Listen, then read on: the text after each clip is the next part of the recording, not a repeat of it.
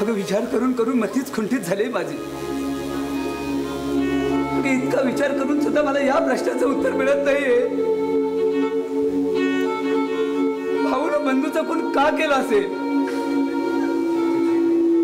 कशासाठी? जे काही घडत होतं भाऊचा हात आहे झाल्यापासूनच संशय होता मला. भाऊ खून करण्यापर्यंत मजल मारी असं स्वप्नात सुद्धा वाटलं नव्हतं. आज रिमांड संपतोय भाऊचा. जामीन देऊन सोडवून आणतो त्याला. काही गरज नाही. केलेल्या कर्माची फळं भोगू दे त्याला. अरे त्या दिवशी आपण नसतो तर ते नानाचा सुद्धा खून केला असता त्याने. तू भाऊच्या खोलीत कधी गेलीस? नाही. का? त्याच्या खोलीत जा. अगं आतील वस्तू पाहिल्यास की तुझा सुद्धा विश्वास बसणार नाही की आपला भाऊ सुद्धा या थराला जाऊ शकतो. असं काय आहे त्याच्या खोलीत? गळफासाच्या दोऱ्या, गुप्ती असे अनेक हत्यार आहेत त्याच्या बेड खाली. ओ माय गॉड, काय सांगतोस काय दादा?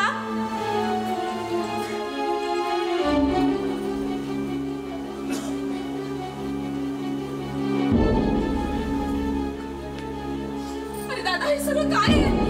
ताई, तर भाऊला या घरात कशाची उणे होते म्हणून त्याने हा मार्ग पत्करला. सर्वच वृत्तपत्रांमध्ये हेडिंगला ही बातम्या आल्या. बाहेर तोंड दाखवायला सुद्धा जागा कुठे राहिलेली नाही. आणि तरी सुद्धा त्याला जामीन देण्याची भाषा करतोयस तू. अगं मग काय करू? सांग ना, काय करू? हे इतके गडगंज संपत्ती असताना त्याला जामीन नाही दिला तर हे शेजारी हे लोक हसतील नाही का मला? लोकांचं काय जाते हसायला दादा? भाऊला जर फाशी झाली तर त्याबद्दल मला विषाद वाटणार नाही. ताई, नको का असं बोलू? अगं कसाही असला तरी या घरचा कुलदीपक आहे तो.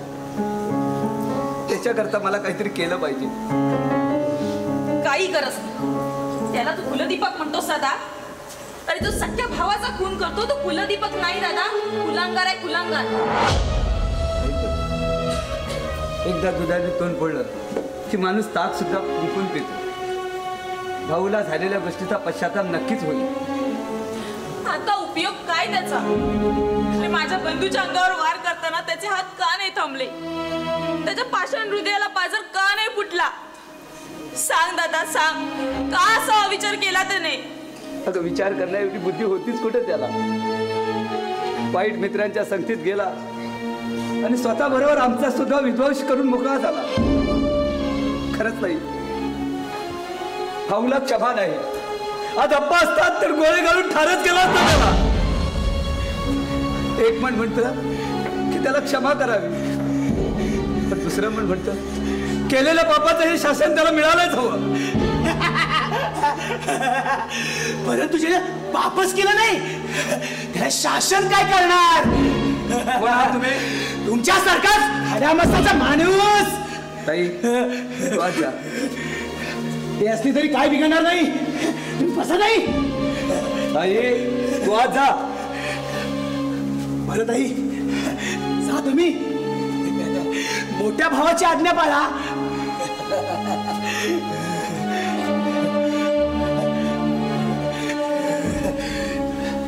गेली. बोला आता. कोण आहात तुम्ही? माणूस. माझ्या प्रश्नाचं हे उत्तर नाही. तुमच्या प्रत्येक प्रश्नाचं उत्तर द्यायला मी तुमचा नोकर नाही. मी फक्त इतकंच सांगतो, भाऊ गुन्हेगार नाही तर गुन्हेगार कोणी दुसराच आहे. तुम्हाला कसं कळलं? कळलं का? आणि कसं हे तुम्हाला सांगून काय उपयोग? पण दादासाहेब, भाऊ गुन्हेगार नाही. भाऊ आज जाण्यापूर्वीच बंधूचा खून झाला होता. सूत्रधार तूच आहे. तू या घरात पाहून टाकला नसूनच काहीतरी हा निव्वळ भ्रम आहे तुमचा. काय पुरावा आहे तुमच्याजवळ? मग कोण आहेस तू? हे जे इथे जे काही घडतंय, आजपर्यंत 4 खून झाले, पुढे 1-2 होणार. आणि हे जरी सत्य असलं तरी 20 घडून आणतोय. निव्वळ आरोप आहे माझ्यावर. कोणत्या जन्मीचा सूड उगवतोयस तू या घरीड्यावर? तरी सुद्धा तुम्ही आरोप करताय माझ्यावर. तुम्हाला माझं नाव ऐकायचं आहे ना? माझं नाव दिनेश राजे. अच्छा, म्हणजे एक दिवस या जमिनीचे मोठे मालक आहात असं सांगून आमच्या भाऊला मूर्खात काढलं ते आपणच ना? हो, त्यावेळी तो मूर्ख ठरला होता. आता तुम्हाला ठरवायचंय. Shut up! Nonsense! एवढं ओरडते कशाला? मी काही ते राहायला आलो नाही. मिस्टर दिनेश राजे, या घराशी तुमचा काडीचाही संबंध नसताना इथं येण्याचं कारण? प्रश्न चांगला विचारलात, पण उत्तर मात्र आज सांगता येणार नाही. आज फक्त इतकंच सांगतो, भाऊ गुन्हेगार नाही, तर गुन्हेगार कुणी दुसराच आहे. तो कसा आहे ते सांगायची मुळीच गरज नाही. त्यासाठी न्याय देवता आहे. तुम्ही एक कान उघडून नीट ऐका. पुन्हा या घरात पाऊल टाकायचं नाही, आणि जर टाकलं तर तुमचं काय होईल हे आत्ता सांगता येणार नाही. जा, चालते हो. Get out from here! हो, तुम्ही लवकर गरम झालात बुवा. इतका तापटपणा तुमच्यासारख्या एका उद्योगपतीला खचित सोबत नाही. हो, घरी आलेला पाहुण्याचा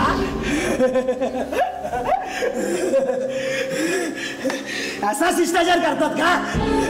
तुम्ही आता जाताय ते कमरेत ना घालू तुमच्या. बाबल्या, हे बाबल्या,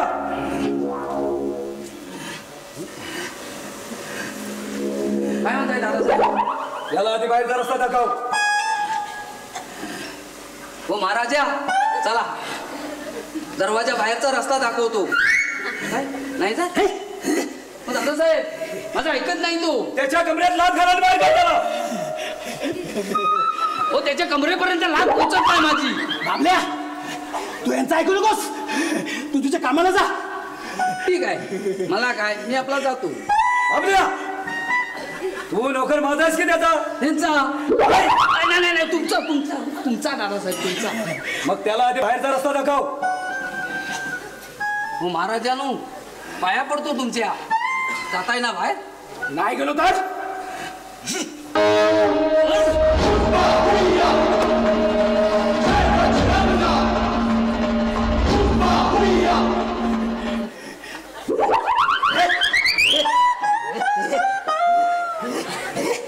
नाही गेला तर दरवाजा बाहेर फेकीन तुम्हाला मी. बोला, जाताय की नाही? नाही जात. तुम्ही नाही जात, नका जाऊ, मी आज जातो. बाबल्या, हो माझं ऐकत नाही तू. त्याच्या कमरेत लाथ घालायला बाहेर काढ.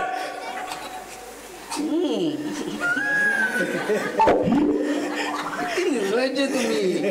मगापासून इतके शिव्या खातात, त्याचं काहीच कसं वाटत नाही तुम्हाला.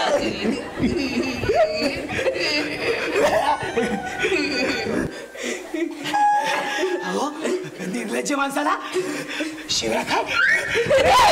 मार काय? दोन्ही सारखे आहात. हो, फरारी झाला आहे. आणि त्याची जिथं वाट पाहतोय मी.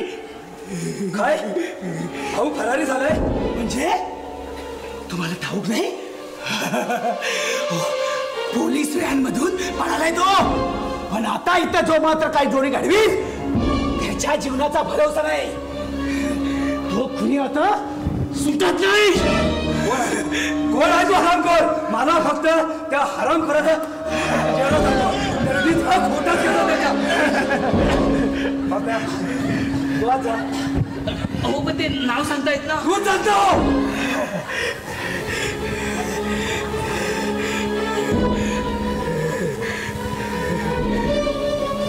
बोला, तुम्ही जर मला त्याचं नाव सांगितलं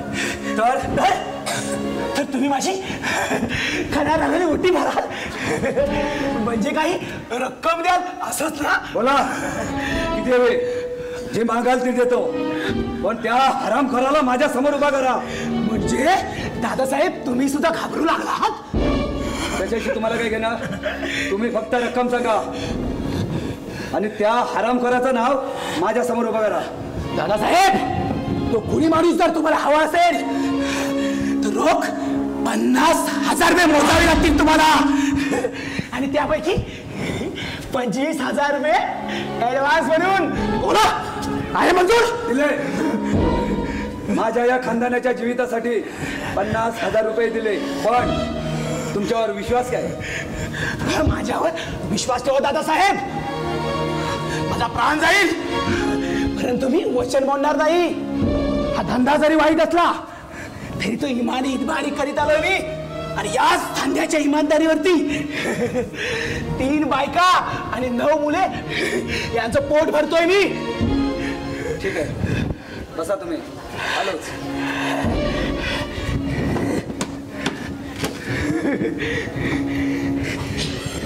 दुसऱ्याला हसताना आपले दात दिसतात याची कल्पना नाहीये माणसाला. शेवटी भुरका ठरणार दादासाहेब, भुरके ठरणार.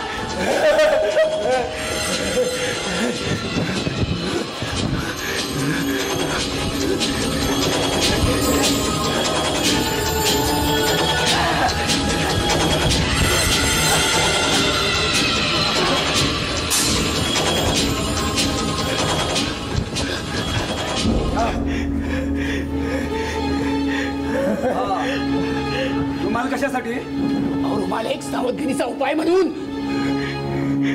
ठीक आहे, या धंद्यात बरेच तरबेज दिसताय तुम्ही. गाठ माझ्याशी आहे. या प्रकरणाशी जर तुमचा काही संबंध आहे असं माझ्या दृष्टीपंथास आलं तर तुमच्या त्या 3 बायका आणि 9 पोरं यांचं भवितव्य माझ्या हातात असेल. ऐका, ही धमकी नव्हे, फक्त इशारा देतोय. तुमच्या सर्व अटी मान्य. आज रात्री 12 वाजता तुम्ही करतो तुमच्या समोर. ठीक आहे, पुन्हा सांगतो, जो माणूस तुम्हाला 50,000 रुपये देऊ शकतो तो ते कसे वसूल करायचे हे सुद्धा जाणतो. कळलं? कळलं. निघा. सर्व काय कळलं. दादा, इतकी रक्कम का दिलीस तू त्याला? कोण आहे तो? माझा डाव आहे तो. त्या हरामखोराला कसा रंगी हात पकडतो ते बघ. जे इथे घडणाऱ्या प्रकरणाशी? नक्कीच याचा काही संबंध असावा असा दाट संशय आहे मला. हे बघ, तू काळजी घे, इथंच राहा. मी त्याच्या मागावर जातोय.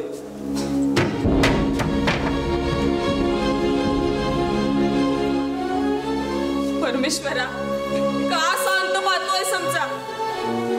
या भयानक संकटातून मुक्तता कर आमची.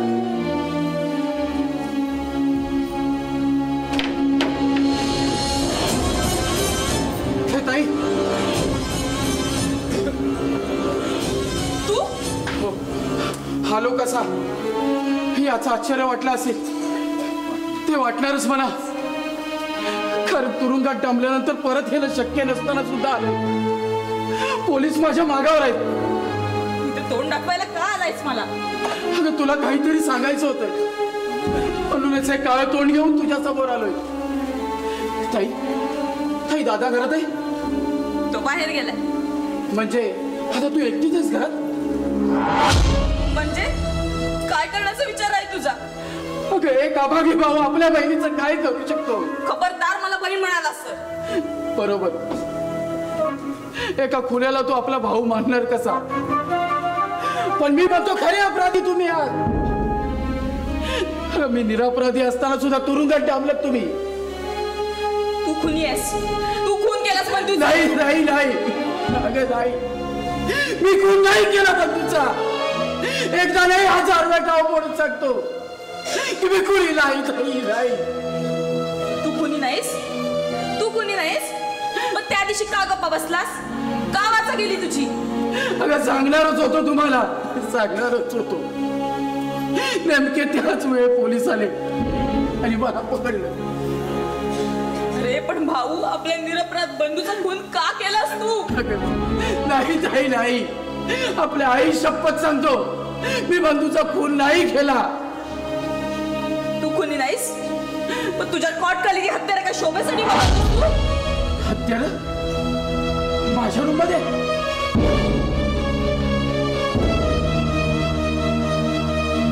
ही हत्यार माझ्या रूम मध्ये कोणी टाकली? हे मला विचारतोस तू? हो, तुलाच विचारतोय. हे सर्व कशासाठी? मी गुन्हेगार आहे हे सिद्ध करण्यासाठी तुला? आता तुमचा डाव माझ्या लक्षात आलाय. मी या घरात नको म्हणून तुमची कारस्थाने चालू आहे.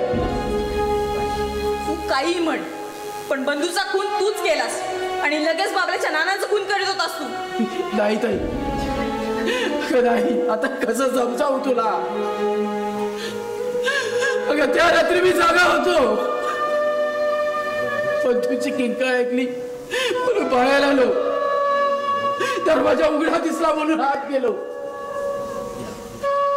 ती आकृती मला ढकलून बाहेर निघून आली. बंधू रक्ताच्या तारुण्यामध्ये पडला होता. त्याच्या पोटातील चाकू काढून त्या आकृतीच्या मागावर आलो. तेवढ्यात बाबल्याचे नाना जोर जोराने ओरडू लागले. अगं ते जास्त ओरडू नयेत म्हणून त्यांच्या तोंडावरती हात ठेवला. आणि इतक्यात तुम्ही सर्वजण आलात. मी क्षणभर गांगरलो. त्यात तुझी अवस्था कठीण. बंधूचा अशा आतमध्ये रक्ताच्या तारोळ्यामध्ये पडलेला. दादाची मनस्थिती बिघडलेली. ह्या सर्व घटना माझ्या समोर असताना मी काय बोलावं मला सुचत नव्हतं. आणि नेमके तेवढ्यात पोलीस आले. सांगला तरी सांगला. अगं माझी चूक काय? सांग ना. मी बंधूचा खून नाही केला तरी नाही. तरी माझा विश्वास नाही तुझ्यावर. आता हे माझं दुर्भाग्य. येतो पोलिसांचा ससेमरा चुकवायला. कारण या भयानक नाटकाचा करता करविता कोण हे तुमच्या समोर आलंच पाहिजे.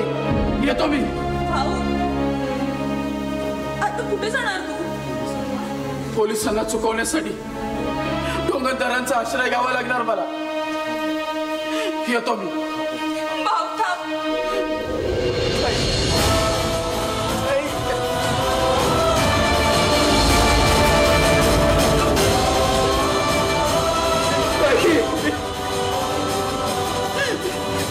भाऊ, इतके दिवस तू कशी असणार? काहीतरी खाऊन जा रे. ताई, शेवटी माया पळून आली का तुझी?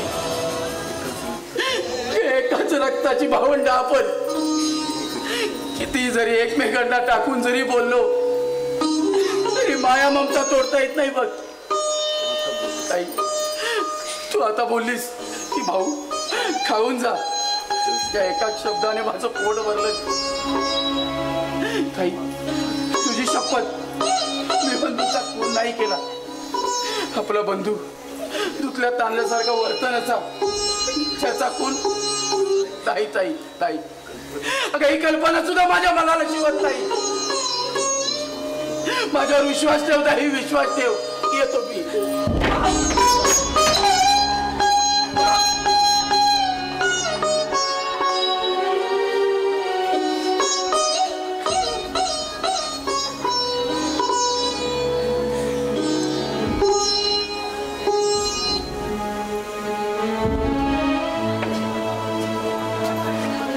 कांता, राजेश, कांता शांत हो.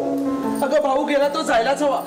पोलिसांना सापडला तर फाशी किंवा जन्मठेप नक्कीच. राजेश, वाचव माझ्या भाऊला. तो कोणी नाही. निर्दोष आहे. भाऊला फाशी झाली तर मी जगणार नाही. मी. का?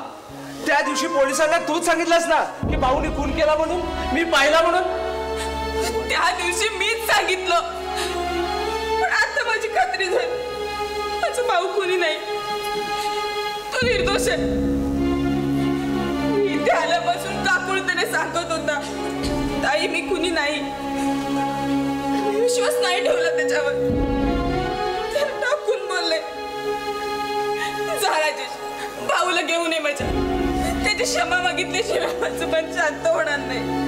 कांता, अगं भाऊ कुणी नाही हे त्रिकालबाधित सत्य आहे. खरं तो सुटणारच. कारण खरा गुन्हेगार कोण आहे जवळजवळ निश्चितच झालाय. कोण आहे तो? 2 दिवस थांब, त्याला तुझ्या समोर उभा करतो. बंधूच्या खुना दिवशी आम्ही उशीर आलो कारण आमच्या खोलीला बाहेरून कोणीतरी कडी घातली होती. आणि ती कडी काढायला मिळेपर्यंत आम्हाला इथे यायला उशीर झाला. आणि तेवढ्यात हे रामायण घडलं. त्यात माझा बंधू गेला रे राजेश. त्याला इलाज नाही कांता. बंधूच्या मृत्यूला कारणीभूत मीच आहे.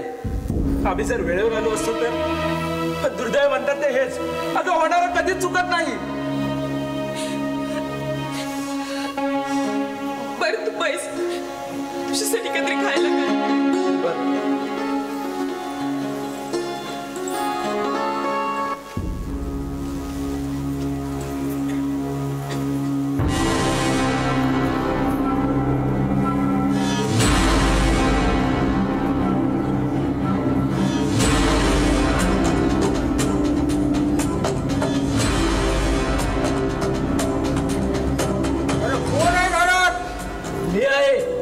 आपण कोण?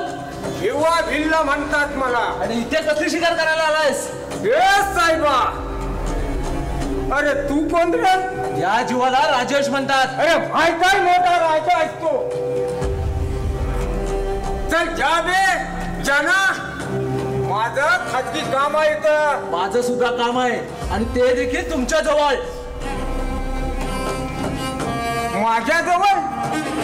माझ्याजवळ कसलं काम आहे तुझं साहेबा? बरं मला सांग, तुझ्या भिल्लवाड्यात भाऊनी किती मुलींवर प्रेम केला? खरं खरं सांगायचं, मी इन्स्पेक्टर आहे. खोटं बोललास तर तुझी चामडी रोलवेन. तुम्ही पोलीस? बेटा पळून पळून जाणार कुठे तू? त्याने विचारलेल्या प्रश्नाचं उत्तर दे. समजा, पण तुम्ही त्याच्याशी तुला काय घेणं? खरं सांग. साहेब, मी बिल्लांचा मोरके आहे. आपण माझ्या अंगाला हात लावू नका. साल्याच्या भाऊनं बिल्लांच्या 5 पोरींना फसवला नाही. हे तू खरं सांगतोयस? अरे म्हणजे काय खोटं सांगताय वय? आपण त्या माय बहिणीच्या जीवनाचा वाटोळा करणाऱ्या भाऊसाहेबाला ठार मारणार आहे मी. दोस्त, सीधे उंगली से घी निकलने वाला नाहीये. भिवा, आता तुझ्या बिल्लावाड्यात गेलो होतो आम्ही. तिथं सर्व काही माहिती मिळाली आम्हाला. इन्स्पेक्टर साहेब, याला कस्टडी टाका आणि बेदम मारल्याशिवाय वट्टीवर येणार नाही तो. चल मा. थांबा साहेब, मी खरं सांगताय. साहेब, एक दिवस एक माणूस आपल्याकडे आला आणि आपणाला सांगू लागला, तुला 20,000 रुपये देतो, या बंगल्यात जा. दादा ताई यांना भाऊ बद्दल बिल्लावाड्यात येऊन असं करतो असं सांगायचं. आपणाला वाटलं 20,000 घेऊन आपण हे काम करावं, म्हणून आजपर्यंत खोटच सांगत होतो. हे तू खरं सांगतोयस? आईची त्या माणसाचं नाव सांग. आईची शपथ घेऊन सांगतोय साहेब, खोटा नाही सांगणार. आणि तो माणूस ह्या गावचा पण नाही. एकदा पैसे देऊन गेला तो पुन्हा भेटला सुद्धा नाही. हे तू खरं सांगतोयस? आईची कसम खाल्ली आहे साहेब, खोटा नाही सांगणार. बरं जा. जातो साहेब. गरज लागली तर बोलवा, धावत येईल आता आपण.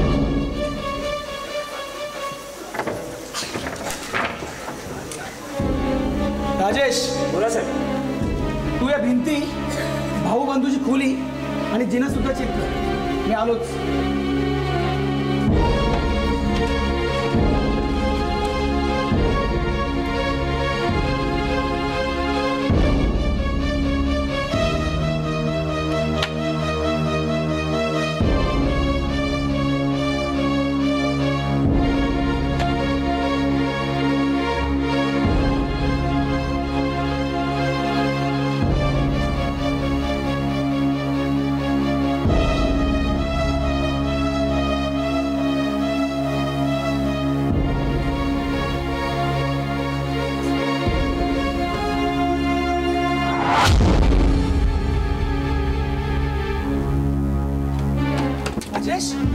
काही सापडलं? होय, 4 ठिकाणी स्टिरिओ स्पीकर भिंतीत बसवले आहेत.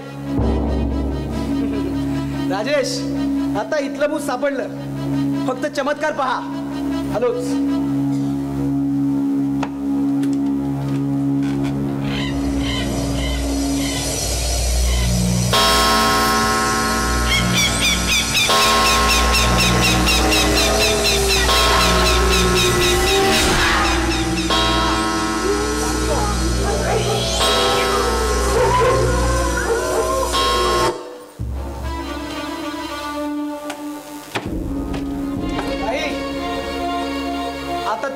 न्यायालयात जमा, पण प्रत्यक्ष रंगेहात पकडायला हवं त्याला. आणि हो ताई, आजपासून तू रोज रात्री सावध राहायचं. राजेश, परवासारखं आपल्याला कडी घालून कोण अडकवणार नाही याची दक्षता घ्यायची. आणि आपला जो सापळा मजबूत आहे तो मजबूतच ठेवायचा. आणि ठरल्याप्रमाणे काम व्यवस्थित पार पाडू, कुठेही चूक होता कामा नये. बरं. आणि राजेश, आपला प्लॅन ताईला नीट समजावून सांग.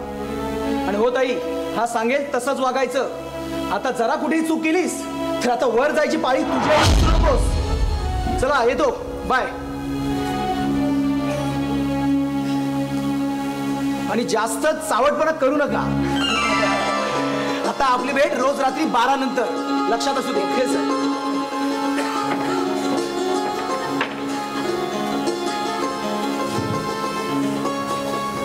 टक लावून काय पाहतेस?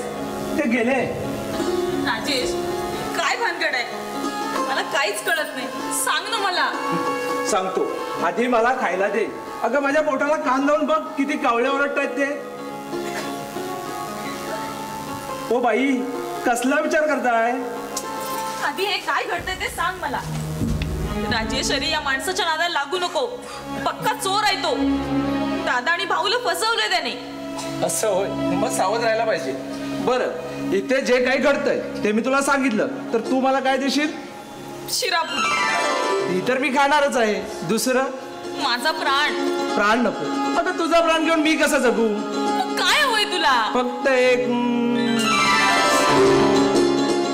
गेले काय राजेश?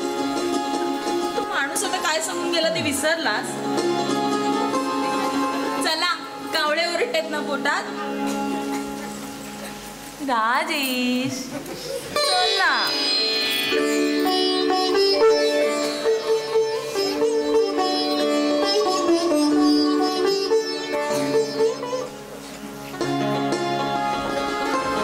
साहेब, हो दादा साहेब, यायला गेले कुठे? बाहेर मारामारी झालाय नाही, हे गेले कुठे? एक दे ना, अजून एक दे ना. आता नाही.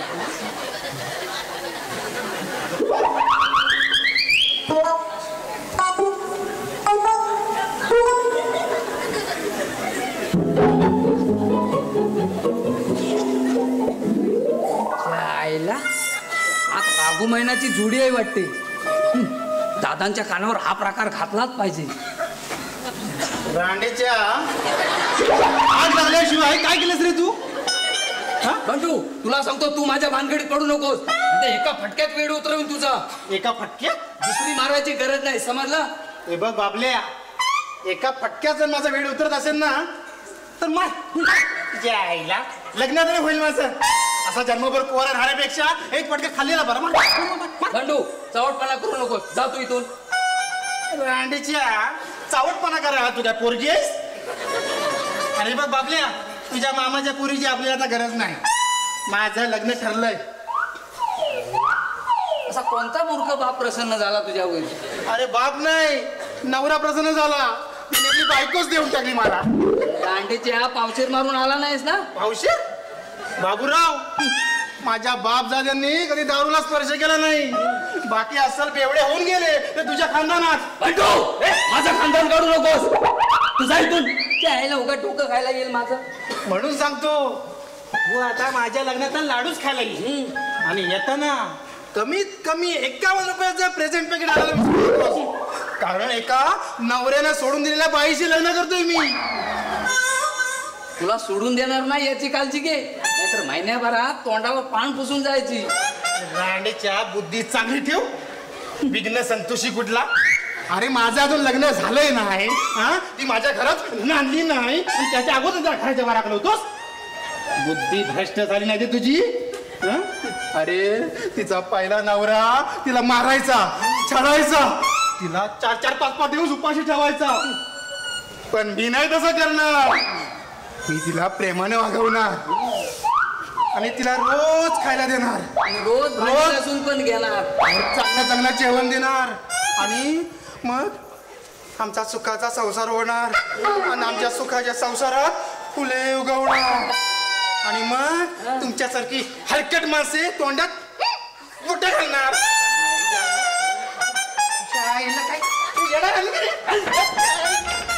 का फुले उगवाय आलाय. रजत बाबू तुम्ही केव्हा आला? कोण आम्ही होय? आम्ही येऊन बराच वेळ होतो.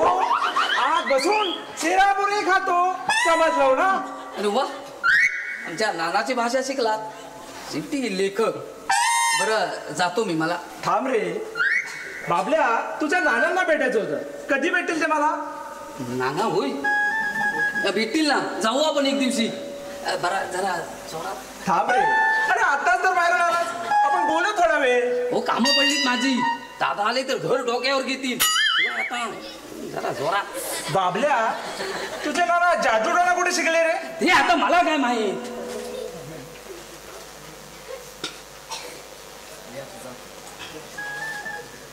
मी आपला जातो. अरे थांब. तर थांब रे करून करून खाली चड्डी ओली व्हायची माझी. अरे तुला जास्त होतो मग तुम्ही जातो. आम्ही तुम्हाला नको अडवतो. मगापासून बघतोय आमच्या नानाची चेष्टा करताय तुम्ही. हे लेखक असून शोभत नाही तुम्हाला. बाबल्या, अरे तुला राग आला की आले काय? म्हणजे येणारच. हो म्हातारा माणसाची चेष्टा करताय म्हणजे काय?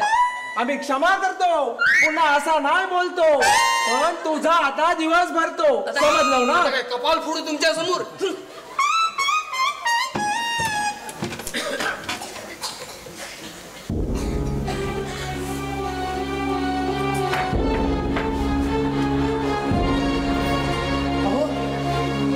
याकडचे दादासाहेब कुठे गेले? का रे, काय झालं? अहो तुमचे ते भाऊ आहेत ना, त्यांना नदीवर कोणतरी खूप मारलंय. कोणी मारलं? काही माहित नाही, पण खूप रक्त आलंय. चल चल दाखव. चला. राजेश मी सुद्धा येते. चल.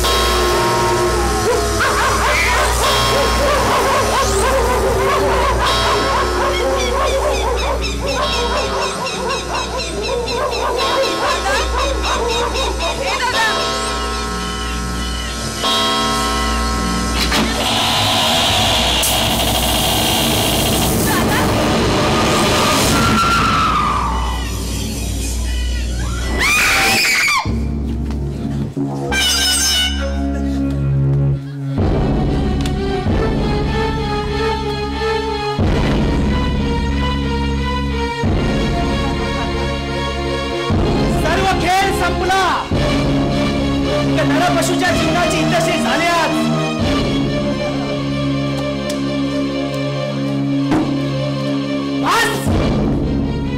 राजेश राजेश अरे कोण आहे हा?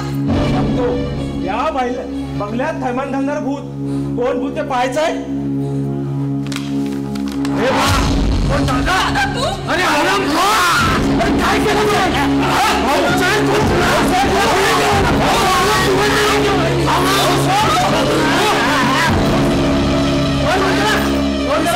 सोडतो त्याला.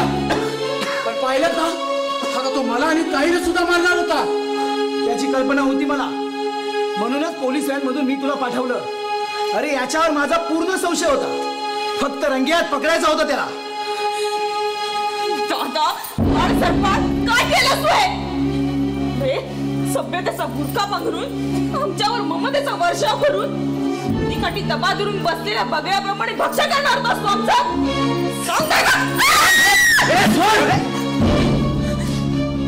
ताई, त्याला आता त्याच्या पापाचा पाडा वाचायलाच हवा. तत्पूर्वी मी माझी ओळख सांगतो. मी CID इन्स्पेक्टर नरेन भोसले.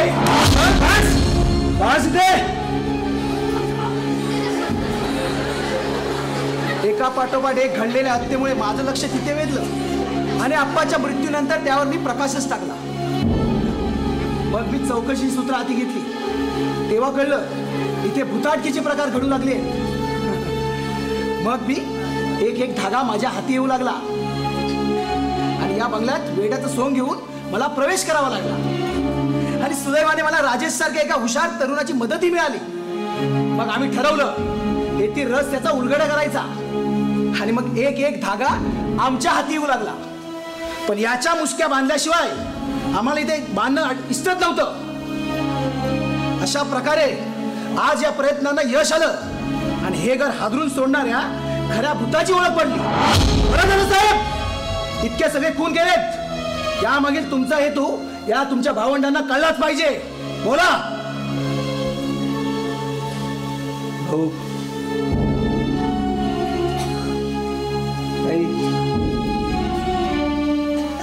क्षमा करा, मला तुमचे पाय धरायची सुद्धा लायकी नाहीये माझी. मी तुम्हाला नेहमीच सांगत आलो, कोणताच माणूस वाईट नसतो. वाईट असतो तो त्यालाच. वाईट मित्रांची संगत, लालसा, माझ्याही बाबतीत तसंच घडलं. आणि एका राक्षसाला लाजवेल अशी हीन कृत्य माझ्या हातून घडत गेली. अनेक पापात्मा या घरात वावरू लागला. मी कॉलेजला असताना मला वाईट मित्रांची संगत लागली. माझे शोक फिरवण्यासाठी अपंच्या तिजोरीतले पैसे हिशोबात अफरातफर करून मी माझ्या लालसा पूर्ण करत होतो. अशातच पहिला बळी घेतला तो या घरच्या मोलकरणीचा. पण आळ मात्र बंधूवर टाकला. त्यानंतर दुसरा बळी घेतला तो आप्पांचा. आप्पांचा बळी घेतल्यानंतर साऱ्या संपत्तीचा मालक मीच झालो होतो. पण पुन्हा माझं मन विचार करू लागलं, या इस्टेटीमध्ये अजून 3 वाटेकरी आहेत. मग या तिघांनाही संपवायचं. आणि मी एक खेळ खेळलो. बंधूला वेडा केला आणि त्या वेड्यातच त्याला सुद्धा ठार केला. आता फक्त राहिले ताई आणि भाऊ. तुम्ही दोघं संपलात की या साऱ्या संपत्तीचा मालक मी एकटाच होणार होतो. पण तुमच्या गतजन्मीचं पुण्य थोर. म्हणून राजेश आणि नरेश साहेबांसारखे 2 देवदूत तुम्हाला भेटले आणि तुम्ही दोघंही माझ्या मगर भेटीतून सुटला. मग तो आता हरामी बाबल्या कुठं आहे? त्याला सुद्धा मी आत्ताच ठार केला. म्हणजे त्याचा सुद्धा खून केलास तू? कारण हे जे काय मी घडवत होतो ते फक्त बाबल्यालाच माहित होतं. आणि हे जर माझं बिंग बाहेर आलं असतं तर मला फाशी होणार हे त्रिकालबाधित सत्य होतं. आणि म्हणूनच तो पुरावा मी नष्ट केला. रांडेच्या मी अजून जिवंत आहे. साहेब, आधी तुमच्या पाया पडतो. तुमचं ऐकलं म्हणून जिवंत राहिलो. नाही तर या रांडेच्याने मला स्वर्गात पाठवलं असतं. ताई, भाऊ, इथं जे घडतंय ते भयानक. हे सर्व कळत होतं मला. पण माझ्या बहिणीच्या सुखासाठी या नीच माणसाने माझ्या बहिणीचा गैरवापर करून घेतला. त्याच्या प्रत्येक कारस्थानाला बली पडत आलो. ह्या नराधमाने माझ्या बहिणीची अब्रू लुटली. पण आता हे साऱ्याला जिवंत राजेश, बोलल्या?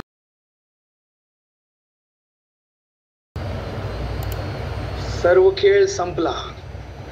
एका नरपशूच्या जीवनाची इतश्री झाली आज.